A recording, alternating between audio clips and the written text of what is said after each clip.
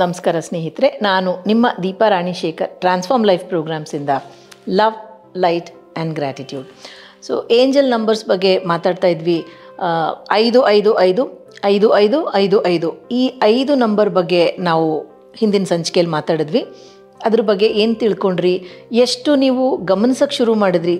ಕೆಲವೊಂದು ಸರ್ತಿ ನಮ್ಮ ಸುತ್ತಾನೇ ವಿಷಯ ನಡೀತಾ ಇದ್ರು, ನಾವು ಗಮನಿಸೋವರೆಗೂ ಅದು ನಮ್ಮ ಗಮನಕ್ಕೆ ಬರೋದೇ ಇಲ್ಲ. ಸೊ ಇದರ ನಂತರ ನಿಮಗೆ ಏನೇನು ಚೇಂಜಸ್ ಕಾಣಿಸ್ತು, ನಿಮ್ಮ ಜೀವನದಲ್ಲಿ ಇದರ ಪರಿಣಾಮ ಹೇಗೆ ನೀವು ಗಮನಿಸೋಕ್ಕೆ ಶುರು ಮಾಡಿದ್ರಿ. ಕೆಲವರು ಕಾಮೆಂಟ್ ಬಾಕ್ಸಲ್ಲಿ ಹೇಳಿದ್ದೀರಾ, ಇನ್ನೂ ಬರಿಬೋದು ನೀವು ಕಾಮೆಂಟ್ಸು.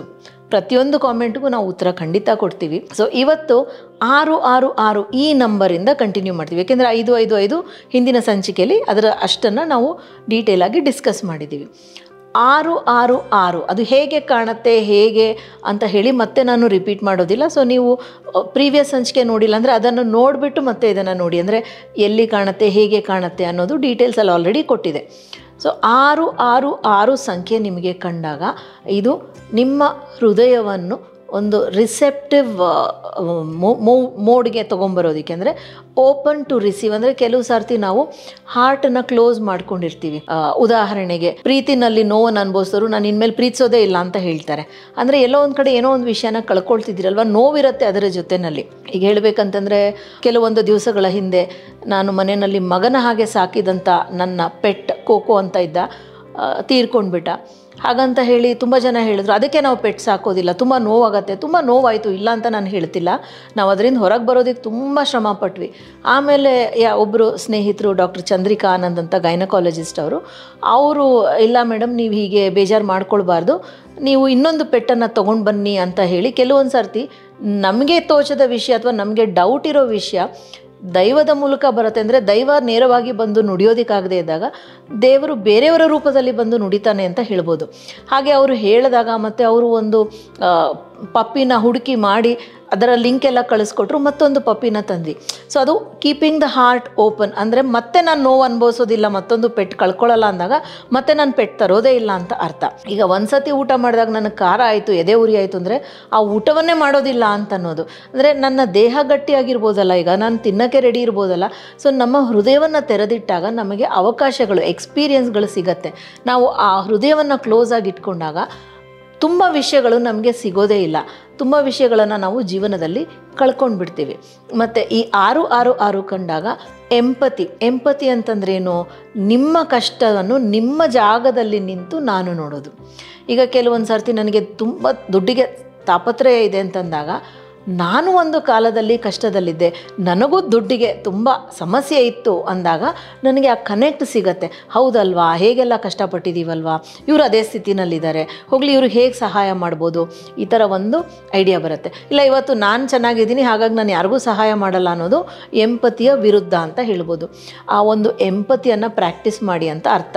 ಉದಾಹರಣೆಗೆ ಯಾರೋ ಕಷ್ಟವನ್ನು ಹೇಳ್ಕೊಂಡಾಗ ಅವರ ಕಷ್ಟಕ್ಕೆ ಸ್ಪಂದಿಸಿ ಅವರ ಸ್ಥಾನದಲ್ಲಿ ನಿಂತು ನೀವು ನೋಡಿ ಅಂತ ಅರ್ಥ. ಮತ್ತು ಪ್ಲೆಷರ್ ಅಂದರೆ ಒಂದು ಸ್ವಲ್ಪ ಐಷಾರಾಮಗಳನ್ನು ಕೂಡ ಅನುಭವಿಸಿ ಅಂಥೇಳಿ. ಐಷಾರಾಮ ಹೇಗೆ ನಮ್ಮ ಒಂದು ಆಧ್ಯಾತ್ಮಕ್ಕೆ ಅದು ವಿರುದ್ಧವಾಗಿದೆ, ಸ್ಪಿರಿಚುವಲಲ್ಲಿ ಬರಲ್ಲ ಅಂತಂದಾಗ ನೋಡಿ, ಆರಾಮವಾಗಿ ಕೂತ್ಕೊಳ್ಳೋದು ಕೂಡ ಒಂದು ಪ್ಲೆಷರ್ ಅಂತ ಹೇಳ್ಬೋದು. ಕಂಫರ್ಟ್ ಕೂಡ ಪ್ಲೆಷರ್. ಈಗ ನಾನು ವಿಡಿಯೋ ಮಾಡಬೇಕಾದ್ರೆ ನಾನು ಕೂತಾಗ ನಮ್ಮ ಶೂಟಿಂಗ್ ಟೀಮಲ್ಲಿರೋ ವೆಂಕಟೇಶ್ ಅವರು ನನಗೆ ದಿಂಬನ್ನು ಹಿಂದೆ ಬೆನ್ನಿಗೆ ಇಟ್ಕೊಂಡು ಆರಾಮಾಗಿ ಕೂತ್ಕೊಳ್ಳಿ ಅಂತಂದರೆ, ಏಕೆಂದರೆ ನನ್ನ ದೇಹ ಕಂಫರ್ಟಲ್ಲಿ ಇಲ್ಲ ಅಂತಂದರೆ ನಾನು ಹೇಳಬೇಕಾದ್ರೆ ಮಾತಾಡ್ಬೇಕಾದ್ರೆ ನನ್ನ ಬೆನ್ನಿನ ಬಗ್ಗೆ ಗಮನ ಹೋಗ್ತಿರುತ್ತೆ, ಹೇಳೋ ವಿಷಯ ಅಲ್ಲಿಗೆ ಕಟ್ಟಾಗಿ ಹೋಗುತ್ತೆ. ಹಾಗೆ ಇವಾಗ ನಮ್ಮ ಆಫೀಸಲ್ಲಿ ನನಗೆ ಅದು ಕಂಫರ್ಟ್ ತುಂಬ ಪರ್ಟಿಕ್ಯುಲರ್. ನಾನು ಯಾಕೆಂದರೆ ಕಂಫರ್ಟ್ ಇಲ್ಲ ಅಂತಂದರೆ ಪ್ಲೆಷರ್ ಇಲ್ಲ ಅಂದರೆ ಪ್ಯಾಷನ್ ಇಲ್ಲ ಅಂತಂದರೆ ನಿಮ್ಮ ಡ್ಯೂಟಿಯನ್ನು ಸರಿಯಾಗಿ ಮಾಡೋಕ್ಕಾಗಲ್ಲ. ಈಗ ಉದಾಹರಣೆಗೆ ಸುಮಾರು ಹೋಟೆಲ್ಗಳಲ್ಲಿ ಚೇರ್ ಒಂದು ಸ್ಟ್ಯಾಂಡರ್ಡ್ ಹೈಟ್ ಅಂತ ಮಾಡಿರ್ತಾರೆ. ನಮ್ಮ ಹಾಗೆ ಸ್ವಲ್ಪ ಹೈಟ್ ಕಮ್ಮಿ ಇರೋರಿಗೆ ಕಾಲು ಆರಾಮವಾಗಿ ನೆಲಕ್ಕೆ ತಾಕಲ್ಲ. ಅವಾಗ ಏನಾಗುತ್ತೆ, ಹೀಗೆ ಇಟ್ಕೊಂಡಾಗ ಆ್ಯಂಕಲ್ ಪೇಯ್ನ್ ಬರುತ್ತೆ, ಮೊಣಕಾಲು ನೋವು ಬರುತ್ತೆ.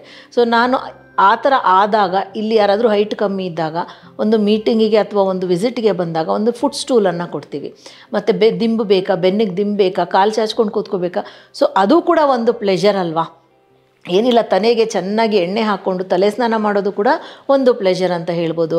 ಒಳ್ಳೆ ಊಟವನ್ನು ಮಾಡೋದು ಕೂಡ ಒಂದು ಪ್ಲೆಷರ್ ಅಂತ ಹೇಳ್ಬೋದು. ಸೊ ಸಣ್ಣ ಸಣ್ಣ ಈ ಒಂದು ಐಷಾರಾಮದ ವಿಷಯಗಳನ್ನು ನಾವು ಮನಸ್ಸಿಗೆ, ದೇಹಕ್ಕೆ ಒಳ್ಳೆ ಸಂಗೀತವನ್ನು ಕೇಳೋದು ಮನಸ್ಸಿಗೆ ಪ್ಲೆಷರ್, ಐಷಾರಾಮ ಅಂತ ಹೇಳ್ಬೋದು. ಇದನ್ನು ಮಾಡ್ತಾ ಹೋದಾಗ ನಿಮಗೆ ಈ 666ರ ಒಂದು ಸಂಖ್ಯೆ ಆ್ಯಕ್ಟಿವೇಟ್ ಆಗುತ್ತೆ. ಅಂದರೆ ಈ ಪ್ಲೆಷರ್ ಕೂಡ ಬೇಕಂತೆ. ಉದಾಹರಣೆಗೆ ನಾವು ಒಂದೊಂದು ಸತಿ ದೇಹಕ್ಕೆ ಅದರ ಒಂದು ಬೇಸಿಕ್ ಪ್ಲೆಷರನ್ನು ಕಿತ್ಕೋತಾ ಇರ್ತೀವಿ. ಟೈಮಿಗೆ ಊಟ ಕೊಡಲ್ಲ, ಇಲ್ಲ ನಾನು ಪೂಜೆ ಮಾಡಿಯೇ ಊಟ ಮಾಡ್ತೀನಿ ಅಂದಾಗ ದೇಹ ಕೆಲಸ ಮಾಡಿ ದಣಿದಿರುತ್ತೆ, ಅದು ಊಟವನ್ನು ಕೇಳ್ತಾ ಇರುತ್ತೆ, ನಾವು ಕೊಡೋದಿಲ್ಲ. ಮತ್ತು ಎರಡನೇದು, ಊಟವನ್ನು ಕೊಟ್ಟರು ಎಷ್ಟೋ ಸತಿ ನಿದ್ದೆನ ಕೊಡೋದಿಲ್ಲ. ಅಯ್ಯೋ ಕಮಿಟ್ಮೆಂಟ್ ಇದೆ, ನಾಳೆ ಪ್ರಾಜೆಕ್ಟ್ ಸಬ್ಮಿಟ್ ಮಾಡಬೇಕು, ನಾಳೆಗೆ ಎಕ್ಸಾಮ್ಗೆ ಓದ್ಕೋಬೇಕು, ನಾನು ಟೈಮ್ ಇಲ್ಲ ಅಂತ ಹೇಳಿ ನಾವು ದೇಹವನ್ನು ದಂಡಿಸ್ತಾ ಓದ್ತಾ ಹೋಗ್ತೀವಿ. ಒಂದೊಂದು ಸತಿ ಏನಾಗುತ್ತೆ, ದೇಹ ನಮ್ಮನ್ನು ವಾಪಸ್ ದಂಡಿಸುತ್ತೆ ಗೊತ್ತಾ. ಎಕ್ಸಾಮಲ್ಲಿ ನಿದ್ದೆ ಬಂದ್ಬಿಟ್ಟು ಏನೂ ಬರೆಯೋಕ್ಕೆ ಆಗಲ್ಲ. ಪ್ರಾಜೆಕ್ಟಲ್ಲಿ ತುಂಬ ತಲೆನೋವು ಬಂದು ನಾವು ಹೇಳಬೇಕಾದ ವಿಷಯ ಸರಿಯಾಗಿ ಹೇಳೋದಕ್ಕಾಗಲ್ಲ. ಸೊ ನಾವು ದೇಹಕ್ಕೆ ಮನಸ್ಸಿಗೆ ಆ ಪ್ಲೆಷರನ್ನು ಕೊಡದೇ ಇದ್ದಾಗ ಅದು ವಾಪಸ್ ನಮಗೆ ಒಂದೊಂದು ಸತಿ ಪೆಟ್ಟನ್ನು ಕೊಟ್ಬಿಡುತ್ತೆ. ಸೊ 666 ಕಂಡಾಗ ನಿಮ್ಮನ್ನು ನೀವು ಕೇಳ್ಕೊಳ್ಳಿ, ಎಲ್ಲಿ ನಾನು ಯಾರೊಟ್ಟಿಗೆ ಎಂಪತೈಸ್ ಮಾಡಬೇಕು, ಯಾವ ವಿಷಯದಲ್ಲಿ ನನ್ನ ದೇಹಕ್ಕೆ ಪ್ಲೆಷರನ್ನು ಕೊಡಬೇಕು. ಇವನ್ ಒಂದು ಒಳ್ಳೆ ವಾಕ್ ತೊಗೊಳ್ಳೋದು, ಒಂದು ಒಳ್ಳೆ ಹಿತಮಿತವಾದ ಊಟ ಮಾಡೋದು, ಸ್ನೇಹಿತರ ಜೊತೆ ಕಾಲ ಕಳೆಯೋದು, ಇದೆಲ್ಲ ಪ್ಲೆಷರಿಗೆ ಬರುತ್ತೆ. ಇದನ್ನೆಲ್ಲ ಮಾಡ್ತಾ ಇಲ್ವಾ, ನಾನು ಮಾಡಬೇಕು ಅನ್ನೋದು.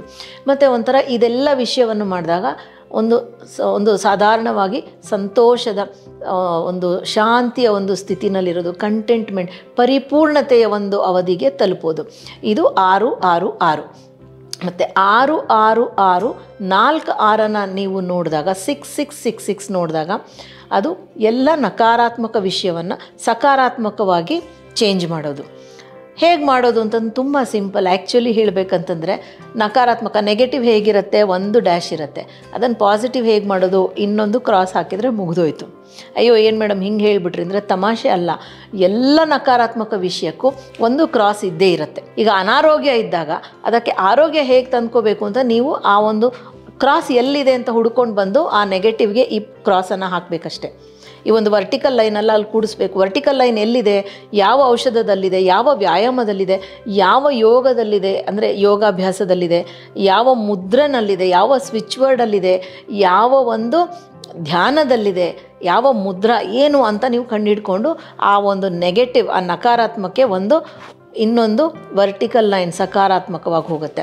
ಸೊ ನಮ್ಮ ಜೀವನದಲ್ಲೂ ಅಷ್ಟೇ ಎಲ್ಲ ವಿಷಯಕ್ಕೆ ಅದನ್ನು ಅರ್ಧಕ್ಕೆ ಕಟ್ ಮಾಡು ಅಂತಂದರೆ ಅದನ್ನು ಹೊಡೆದು ಬಡ್ದು ಎಬ್ಸೋ ಅಂಥ ಒಂದು ಶಕ್ತಿ ಇದ್ದೇ ಇರುತ್ತೆ.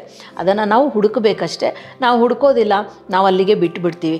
ನೀವು ಹೇಳಿದ್ರಿ ನಾನು ಮಾಡಿದೆ ಆದರೆ ನನಗಾಗಲಿಲ್ಲ, ನೀವು ಕ್ರಿಸ್ಟಲ್ಸ್ ಹೇಳಿದ್ರಿ ಹಾಕ್ಕೊಂಡೆ ನನಗೆ, ಸೊ ಅದು ಗಿವ್ ಅಪ್ ಮಾಡಿಬಿಟ್ಟಾಗ ಮುಂದಕ್ಕೆ ಹೋಗೋದೇ ಇಲ್ಲ ಅಲ್ವಾ ಸ್ನೇಹಿತರೆ. ಸೊ 666 4 ಸತಿ ಬಂದಾಗ ಏನೇ ನೆಗೆಟಿವ್ ಇದ್ದರೂ ಅದನ್ನು ಪಾಸಿಟಿವ್ಗೆ ಪರಿವರ್ತನೆ ಮಾಡು ಅಂತ ಯೂನಿವರ್ಸ್ ನಿಮಗೆ ಹೇಳ್ತಾ ಇದೆ. ನೀವು ಏನೂ ಮಾಡೋದು ಬೇಡ, ಯೂನಿವರ್ಸನ್ನೇ ನೀನೇ ನನಗೆ ದಾರಿ ತೋರಿಸು ಅಂದರೆ ಯೂನಿವರ್ಸ್ ಕೂಡ ನಮಗೆ ತೋರಿಸುತ್ತೆ. ಆದರೆ ನಾವು ಕೇಳಬೇಕು ಅನ್ನೋದೇ ನಮಗೆ ಗೊತ್ತಿರೋದಿಲ್ಲ ಅಲ್ವಾ. So next number 777. ಈ 3 ನಂಬರ್ ಸಂಖ್ಯೆ ಅಂತಂದಾಗ ಅದು ಲಕ್ಕನ್ನು ತೋರಿಸುತ್ತೆ, ಅದೃಷ್ಟ. ನಿಮಗೆ ಆ ನಂಬರ್ ಕಂಡ ಕೂಡಲೇ ಲಕ್ ಅಂತ ಹೇಳ್ಬೋದು, ಅದೃಷ್ಟ ಅಂತ ಹೇಳ್ಬೋದು. ನೀವೇನೇ ಮಾಡ್ತಾಯಿದ್ದೀರೋ ಅದು ಅದೃಷ್ಟದ ಒಂದು ಬುನಾದಿ ಮೇಲೆ ಹೋಗುತ್ತೆ, ಅದೃಷ್ಟದ ಒಂದು ಚಕ್ರದ ಮೇಲೆ ಹೋಗುತ್ತೆ ಅಂಥೇಳಿ ನೀವು ಆರಾಮವಾಗಿ ಆ ಕೆಲಸನ ಮುಂದುವರಿಸ್ಕೊಂಡು ಹೋಗ್ಬೋದು. ಮತ್ತು ಈ 777 ಕಂಡಾಗ ಈ ಒಂದು ಇನ್ಸ್ಟಿಂಕ್ಟ್ ಅಂತ ಹೇಳ್ತೀವಲ್ಲ, ಇನ್ಸ್ಟಿಂಕ್ಟ್ ಅಂದಾಗ ತಕ್ಷಣ ಯಾರೋ ನಮ್ಮನ್ನು ಮುಟ್ಟಿದಾಗ ಪಕ್ಕಕ್ಕೆ ತಿರುಗ್ತೀವಿ, ಹೀಗೆ ಅದು ಇನ್ಸ್ಟಿಂಕ್ಟ್. ಯೋಚನೆ ಮಾಡೋದಿಲ್ಲ, ತಕ್ಷಣಕ್ಕೆ ತಿರುಗ್ತೀವಿ. ಮತ್ತು ಕೆಲವೊಂದು ಸರ್ತಿ ಒಂದು ವಿಷಯ ಮಾಡಬೇಕು ಅಂತ ತಕ್ಷಣಕ್ಕೆ ಅನಿಸುತ್ತೆ, ಅದು ಯಾಕೆ ಅಂತ ಗೊತ್ತಿಲ್ಲ. ಬ್ರಹ್ಮಾಂಡ ನಮಗೆ ಒಂದು ಇನ್ಸ್ಟಿಂಕ್ಟಿವ್ ಆಗಿ ಒಂದು ವಿಷಯನ ಹೇಳ್ತಾ ಅಂತ ಗೊತ್ತಿಲ್ಲ. ಈಗ ಒಂದೊಂದು ಸತಿ ಕಿಟಕಿ ಪಕ್ಕದಿಂದ ಎದ್ದೊಳ್ಬೇಕು ಅಂತ ಅನ್ಕೋತೀವಿ, ಆಮೇಲೆ ನೋಡಿದ್ರೆ ಅಲ್ಲಿ ಮೇಲ್ಗಡೆ ಹಾಕಿರೋಂಥ ಪಾಟ್ ಬಿದ್ದಿರುತ್ತೆ, ಅದು ಒಂದು ಇನ್ಸ್ಟಿಂಕ್ಟಿವ್ ಆಗಿ ನಡೆದಿರುತ್ತೆ. ಇಂಟ್ಯೂಷನ್ ಅಂತಂದಾಗ 6ನೇ ಇಂದ್ರಿಯ, ಅಂದರೆ ಎಲ್ಲೋ ಒಂದು ಕಡೆ ಒಂದು ವಿಷಯ ನಡೆಯೋ ವಿಷಯ ನಮಗೆ ಗೊತ್ತಾಗ್ತಿರುತ್ತೆ. ಇದನ್ನೆಲ್ಲ ನಿಮ್ಮ ಮನಸ್ಸಿಗೆ ಬಂದಾಗ, ನಿಮ್ಮ ಒಂದು ಎಕ್ಸ್ಪೀರಿಯನ್ಸ್ಗೆ ಬಂದಾಗ ಅದನ್ನು ನಂಬಿ ಮುಂದಕ್ಕೆ ನೀವು ತೊಗೊಂಡು ಹೋಗಿ ಅಂತ ಹೇಳಿ. ಮತ್ತು 777 4 ಸರ್ತಿ ಕಂದಾಗ ಗುಡ್ ಫಾರ್ಚೂನ್, ಅದೃಷ್ಟ ಐಶ್ವರ್ಯದ ಕಡೆಗೆ ಕರ್ಕೊಂಡು ಹೋಗ್ತಾ ಇದೆ ಅಂತ ಅರ್ಥ. ನೀವು ಮಾಡುವಂಥ ಯಾವುದೇ ವಿಷಯ ನಿಮ್ಮನ್ನು ಒಂದು ಐಶ್ವರ್ಯ ಮತ್ತು ಅದೃಷ್ಟದ ಕಡೆ ಕರ್ಕೊಂಡು ಹೋಗ್ತಾ ಇದೆ ಅಂತ ಹೇಳಿ ಅನ್ಕೋಬೋದು. ಧಾರಾಳವಾಗಿ ನೀವು ಆ ದಾರಿನಲ್ಲಿ ಸಾಗ್ಬೋದು. ಮತ್ತು ಡಿಸ್ಕ್ಲೇಮರ್, ಅದು ಕಾಣಿಸ್ತು ಅಂತ ಹೇಳಿ ನೀವು ಮಾಡೋ ಕೆಲಸವನ್ನು ನೀವು ಹಾಕೋ ಎಫರ್ಟನ್ನು ಬಿಟ್ಟರೆ ಆಗೋದಿಲ್ಲ.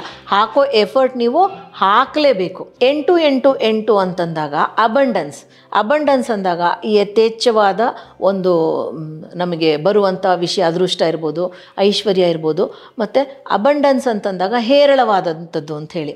ಅದರಲ್ಲಿ ವೆಲ್ತ್, ಆಸ್ತಿ ಕೂಡ ಬರುತ್ತೆ, ಹಣಕಾಸು ಕೂಡ ಬರುತ್ತೆ. ಆದರೆ ಹಣಕಾಸು ಆಸ್ತಿ ಮಾತ್ರ ಅಂತ ಹೇಳಕ್ಕೆ ಬರಲ್ಲ. ಕೆಲವು ಸತಿ ನಮಗೆ ಅಬಂಡನ್ಸ್ ಆಫ್ ವೆಲ್ತ್, ಆಸ್ತಿ ಅಥವಾ ಹಣಕಾಸು ಇರುತ್ತೆ, ಆದರೆ ಅಬಂಡನ್ಸ್ ಆಫ್ ಹೆಲ್ತ್ ಇರಲ್ಲ.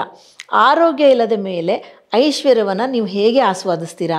ಆರೋಗ್ಯ ಕೂಡ ಅಷ್ಟೇ ಮುಖ್ಯ ಅಲ್ವಾ? ಮತ್ತು ನಿಮಗೆ ಆರೋಗ್ಯ ಇದೆ, ಐಶ್ವರ್ಯನೂ ಇದೆ, ಆದರೆ ಅದನ್ನು ಅನುಭವಿಸೋದಕ್ಕೆ ಟೈಮ್ ಇಲ್ಲ ಅಂದಾಗ ಹೇಗೆ? ಆಗಲ್ಲ ಅಲ್ವಾ? ಸೊ ಎಲ್ಲವೂ ನಿಮಗೆ ಮಿಳಿತವಾಗಿ ಒಂದು ಅನುಬಂಧದಲ್ಲಿ ಹೊಂದಿರಬೇಕದು. ಮತ್ತು ಇನ್ಫಿನಿಟಿ, 8 ನೀವು ಪಕ್ಕಕ್ಕೆ ಹಾಕಿದಾಗ ಇನ್ಫಿನಿಟಿ ಸಿಂಬಲ್, ಇದು ಇನ್ಫಿನಿಟಿ ಸಿಂಬಲ್ ಅಲ್ವಾ?